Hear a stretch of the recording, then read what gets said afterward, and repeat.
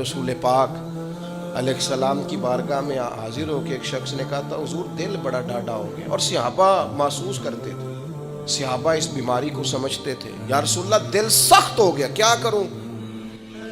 میں کوئی یتیم ملے تو اس کے سر پہ ہاتھ پھیرا کر اللہ تیرے دل کو نرمی عطا فرمائے،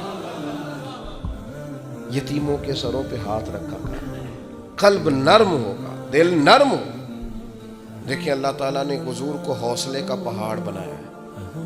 نبی پاک علیہ السلام فرماتے ہیں سب سے زیادہ مشکلات مجھ پہ آئی، لیکن جو رقت تھی نا حضور کی طبیعت میں، جو نرمی تھی، وہ اتنی انوکھی تھی۔ حضرت زید بن حارثہ رضی اللہ تعالیٰ عنہ شہید ہو گئے جنگ موتا میں،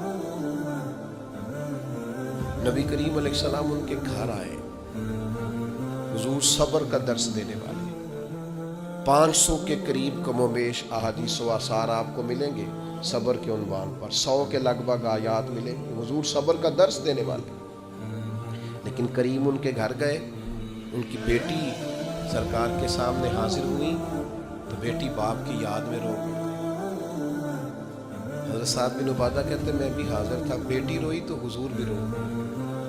میں نے عرض کی حضور آپ بھی روتے ہیں، یہ آنسو آپ کے بھی نکل آئے؟ تو حضور فرمانے لگے یہ ایک محبت کرنے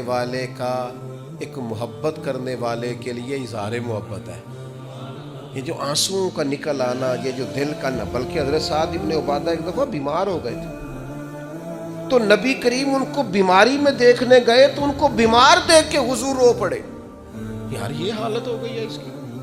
یہ نرم دلی نبی کریم کی، رقت قلبی، حضور کے قلب اطہر پر جو نرمی ہے، سخت نہ ہو،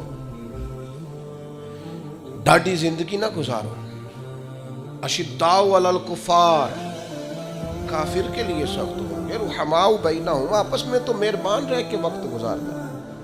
اپنے اپنے دل سے پوچھو، بڑے ٹیسٹ کراتے ہو، بڑی ایکو کراتے ہو اور بڑے کچھ کراتے پھرتے ہو، کبھی کبھی یہ بھی دیکھا کرو ڈاڈا کتنا ہو گیا ہے، معاف کیوں نہیں کرتا، اسے پیار کیوں نہیں آتا، اسے رونا کیوں نہیں آتا، اس میں درد کیوں نہیں پیدا ہوتا۔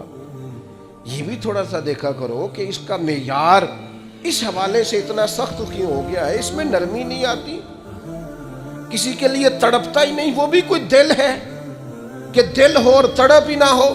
اپنی طبیعت پر غور کریں، مزاجن سخت نہ بنے، تلخ نہ بنے، کسی کے بارے میں بھی سوچیں، کسی اور کا بھی احساس کریں، کسی اور کے بارے میں بھی غور کریں۔ آپ کا دل کسی کے لیے بھی دھڑکنا چاہیے، اپنی ذات سے شروع ہو کے اور اپنی ہی ذات پر چیزوں کو ختم کر لینا، یہ کیا دانش مندی ہے؟